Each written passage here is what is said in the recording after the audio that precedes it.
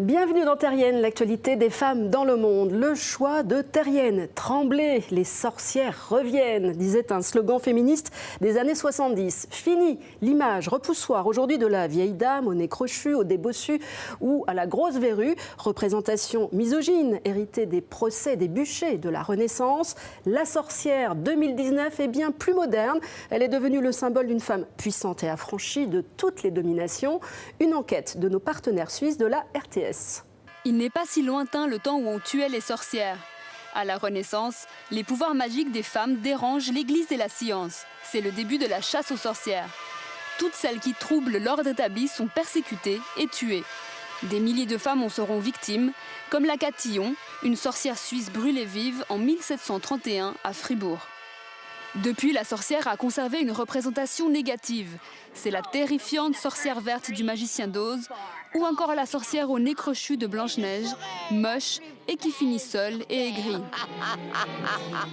C'est clair que les femmes, justement, redécouvrent leur pouvoir, redécouvrent leur féminité, elles savent ce qu'elles peuvent en faire, elles progressent au niveau social, enfin sur tous les plans, elles sont de plus en plus présentes et elles se sont emparées en fait de cette image de la sorcière, mais alors de la sorcière moderne, qui est belle, qui est indépendante, qui est forte, qui apporte des choses, qui a des connaissances.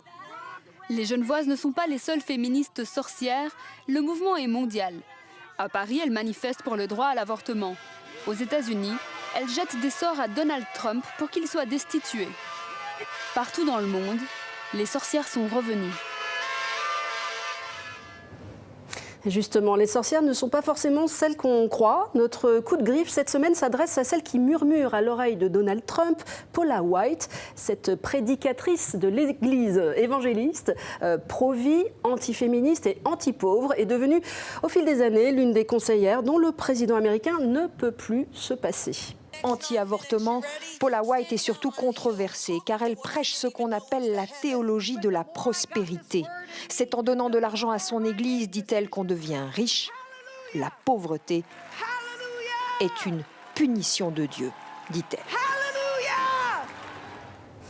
Et en marge des cérémonies de l'armistice du 11 novembre, le coup de cœur de Terrienne à Suzanne Noël, pionnière de la chirurgie réparatrice, première femme à réparer les gueules cassées de la Grande Guerre. Suzanne Noël avait fait de la chirurgie plastique un véritable levier de l'émancipation sociale dans les années 30 pour leur redonner de la jeunesse et leur permettre de retrouver du travail. Elle se met à opérer gratuitement des ouvrières licenciées parce que jugées trop vieilles. Une sculpture représentant les mains de Suzanne Noël, signée de l'artiste Kimia, lui rend hommage dans la ville d'Annecy, en France.